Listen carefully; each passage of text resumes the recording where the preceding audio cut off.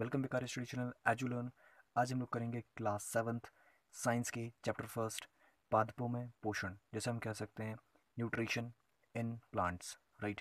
तो हम यहाँ पर क्वेश्चंस को यहाँ पर वन बाय वन करके यहाँ पर बहुत ही आसान शब्दों में यहाँ पर उनके क्वेश्चंस यहाँ पर देखेंगे, राइट। तो यहाँ पर पोषण किसे कहते हैं और पोषण के प्रमुख घटकों के नाम बताना है, यानी कि कंपोनेंट के नाम बताना है आपको, राइट। तो पोषण क्या होता है? तो सजीवों के द्वारा भोजन प्राप्त करना, और उस भोजन को जब यहाँ पर प्राप्त कर लिया जाता है तो उस जिस विधि से ऊर्जा प्राप्त की जाती है ना, तो इस विधि को ही हम क्या कह देते हैं? पोषण कह देते हैं, राइट। तो आप जब भोजन ग्रहण करते हैं तो उसमें आपको किस जो मेन मेन कंपोनेंट मिलेंगे आपको देखने को, तो कार्बोहाइड्रेट मिलेगा जो सबसे ज़्यादा आपको यहाँ पर एनर्जी देता है, बहुत ही फास्टली देता है। प्रोटीन, जो हम कहते हैं यहाँ पर बॉडी बिल्डिंग शरीर निर्माणकारी भी होता है ये कंपोनेंट, राइट। और अगर हम वसा की बात करें तो कार्बोहाइड्रेट के बाद जो सबसे ज़्यादा एनर्जी देता है वो है वसा। और देन विटामिन की बात करें, ये हमारा बॉडी नहीं बनाता बल्कि हम इन्हें बाहर से लेते हैं, राइट। और खनिज, तो और जल भी होता है, लेकिन अब यहाँ पर मेन कंपोनेंट पूछा है तो यहाँ पर ये लिख देने हैं, राइट। प्रश्न 2, पौधे के किस भाग को पौधे की खाद्य फैक्ट्रिया कहा जाता है और क्यों कहते हैं, राइट। तो पौधे पौधे की पत्तियों को पौधे की खाद्य फैक्ट्रिया कहा जाता है। भाई ऐसा क्यों कहा जाता होगा? क्योंकि इसी के माध्यम से प्रकाश संश्लेषण होता है, राइट। और प्रकाश संश्लेषण से क्या होता है? पादपों को यानी कि प्लांट्स को भोजन मिलता होगा, राइट। तो इनको कहने का मतलब क्या है फैक्ट्री, मतलब क्यों कहा होगा? क्योंकि यहाँ पर खाना जो है यही बनाते हैं और पौधे यहाँ पर इन्हीं के माध्यम से यहाँ पर खाना प्राप्त करते हैं, राइट। तो इस तरीके से आपको लिख देना है। प्रश्न 3, मरुस्थलीय यानी कि डेजर्ट एरिया में जो प्लांट्स होते हैं उनकी पत्तियां शल्क और शूल रूपी हो जाती हैं, यानी कि कांटे जैसी संरचना उनकी हो जाती है। ऐसा क्यों होता है? तो मरुस्थलीय भागों में क्या होता है कि वहाँ पर टेम्परेचर हाई रहता है और वैसे भी पानी की कमी होती है, जिस वजह से यहाँ पर वहाँ पर क्या होता है? वाष्पोत्सर्जन यानी एवापोरेशन होता है और यहाँ पर वाटर लॉस होता रहता है लगातार।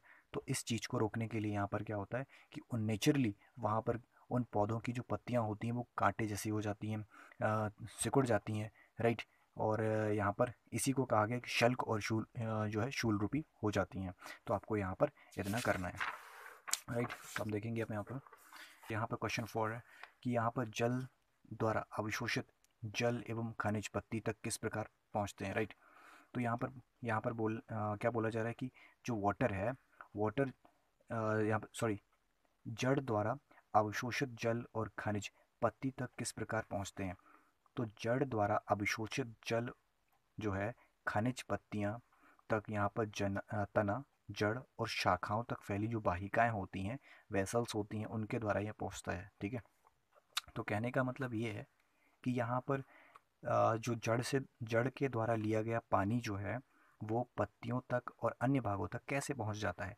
तो पूरे आप प्लांट्स में देखेंगे, जैसे कि यहाँ पर स्टीम होता है, रूट्स होती हैं और ब्रांचेस होती हैं, तो इनके अंदर यहाँ पर वेसल्स जैसे हमारी ह्यूमन बॉडी में फैली रहती है ऐसी वाहिकाएं फैली होती हैं, इनके थ्रू यहाँ पर ये पानी यहाँ पर पहुँच जाता है और खनिज पहुँच जाता है। तो मेनली आगे आगे की क्लास में आप पढ़ेंगे, यहाँ पर इसमें क्या होता है, जाइलम नाम का एक एंजाइम होता है जो क्या करता है, इस चीज़ को यहाँ पर कैरी करके ले जाता है, राइट। एक जाइलम और होता है, एक फ्लोएम होता है, राइट। तो ये यहाँ पर प्रमुख यहाँ पर रोल अदा करते हैं, राइट। तो अब देखेंगे हम लघु उत्तरीय प्रश्न। प्रश्न 5, स्वपोषी और विषमपोषी को आपको यहाँ पर क्लासीफाई करना है, राइट। तो यहाँ पर आप देखेंगे, राइट। तो स्वपोषी क्या होता है? वे पादप जो अपना भोजन प्रकाश संश्लेषण द्वारा तैयार कर देते हैं, राइट।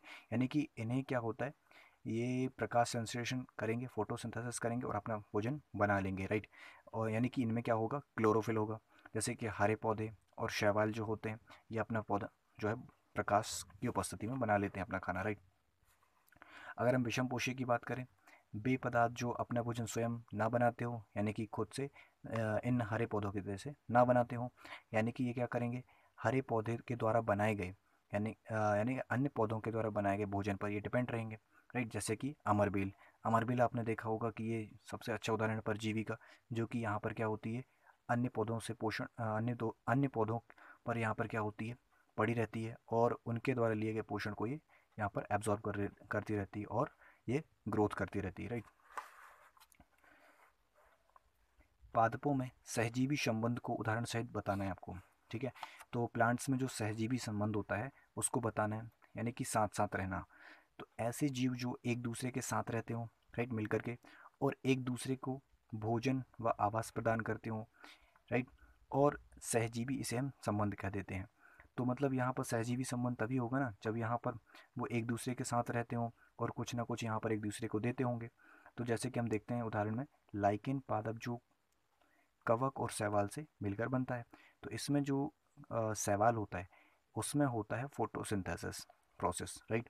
और फोटोसिंथेसिस प्रोसेस होने की वजह से क्या होता है, ये खाना बनाते हैं, और खाना बनाते हैं तो इसका फ़ायदा किसको मिलता है, कवक को मिलता है। और कवक क्या बदले में क्या फ़ायदा देता है इनको, तो कवक यहाँ पर शैवाल को देता है रहने का स्थान। तो ऐसे यहाँ पर एक दूसरे की यहाँ पर मदद करते हैं और साथ साथ यहाँ पर सहजीवी संबंध यहाँ पर दर्शाते हैं, राइट। तो इससे हमें पता चलता है। तो इस तरीके से आपको समझ में आओ।